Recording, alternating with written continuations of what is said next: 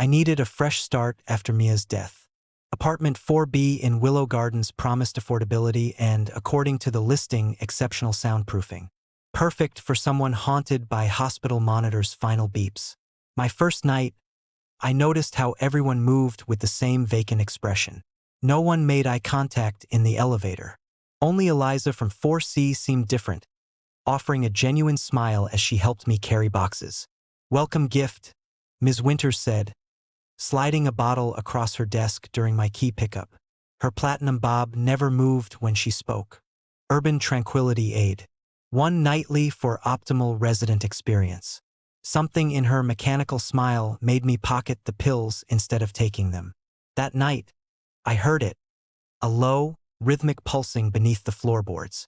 The exceptional soundproofing was a lie. "You look tired," Eliza whispered in the hallway 3 days later. Dark circles ringed her eyes.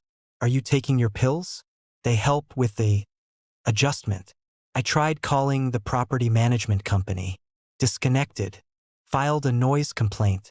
Never processed. Posted online about strange sounds. Account suspended. In the building's digital directory, I discovered 3 former residents had filed complaints before disappearing. Their social media accounts stopped abruptly. The pulsing grew louder each night. I spotted residents sleepwalking toward the maintenance door at 3 a.m., Ms. Winters guiding them like a shepherd. Using Eliza's keycard, borrowed during coffee when she mentioned feeling so foggy lately, I accessed the maintenance elevator. There was an unlisted floor. The basement level opened to a cavernous chamber. Massive glass tanks lined the walls, filled with writhing, translucent creatures. Their skin rippled with bioluminescent patterns, not random but structured like circuit boards.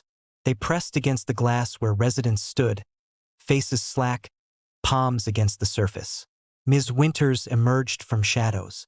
"They were here before us," she said, voice oddly reverent. "The building was constructed around them. They require emotional energy, fear, pain, grief, but provide tranquility in exchange." She gestured to feeding tubes connecting tanks to ventilation shafts. "The sounds you hear? They're hunger. People are being harvested," I whispered. "Symbiosis," she corrected. "Your grief for Mia, it's delicious to them. Take the pills and sleep through it or become conscious nourishment." I backed toward the elevator, bumping into Eliza. Her eyes cleared momentarily. "Run," she mouthed. Back in 4B, the bottle of pills seemed to pulse in rhythm with the floor. I flushed them, but the sink gurgled and returned them, perfectly dry.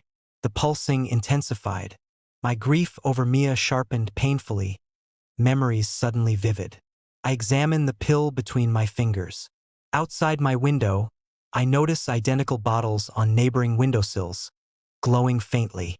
How many buildings? How many creatures? The sound beneath me grows hungry.